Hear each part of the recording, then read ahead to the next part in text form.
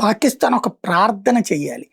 ఏమనయ్యా అంటే ఏదైతే Iran, Israel యుద్ధం ఎప్పట్లో ఆగకూడదు, ఎప్పటికీ ఆగకూడదని. ఎందుకంటే అణ్వాయుధాలు కలిగి ఉండేటటువంటి దాన్ని ముస్లిం దేశాలకి అణ్వాయుధం ఉండటానికి వీల్లేదన్నది ఇజ్రాయెల్ పంతం. ఇరాన్ మీద అమెరికా వెనక్కి వెళ్ళిన దాన్ని కూడా బలవంతంగా ముందుకు తెచ్చి ఇంత దాడులు చేసింది, చేస్తోంది.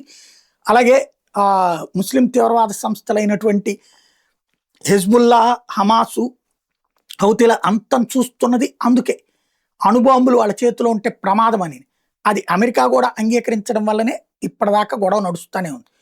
ఇరాన్ని అణుబాంబు తయారు చేయనీయకుండా చూడడం ఒక ఎత్తు అయితే, అది పూర్తయిపోతే ఆ యుద్ధం, అక్కడ ఉన్న యురేనియం తీసుకెళ్ళిపోవడం జరిగిపోతే, లేదా యురేనియం ధ్వంసం జరిగిపోతే నెక్స్ట్ ఫేజ్ పాకిస్తాన్ మీదకే వస్తుంది. ఎందుకంటే తాజాగా ఇజ్రాయెల్కి సంబంధించినటువంటి మిలిటరీ పాడ్కాస్ట్లో బెలూచిస్తాన్ బ్యాక్గ్రౌండ్ని ఒకదాన్ని ప్రొజెక్ట్ చేశారు వాళ్ళ మిలిటరీ నిపుణులు, ఇజ్రాయెల్ నిపుణులు. ఇందులో చాగై న్యూక్లియర్ స్టోరేజ్ ప్లాంట్ని ప్రత్యేకించి రౌండప్ చేశారు.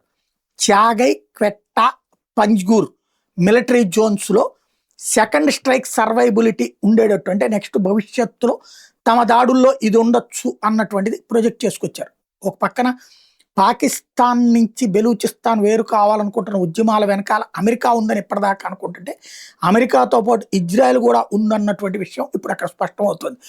పాకిస్తాన్కి సంబంధించినటువంటి ఒక ఉర్దూ ఆర్టికల్లో కూడా బెలూచిస్తాన్ స్టడీస్ ప్రాజెక్ట్ అంటూ ఇప్పుడు దీన్ని బేస్ చేసుకుని వచ్చిన కథనం చూస్తే పాకిస్తాన్లో కూడా సీన్ అర్థమైంది.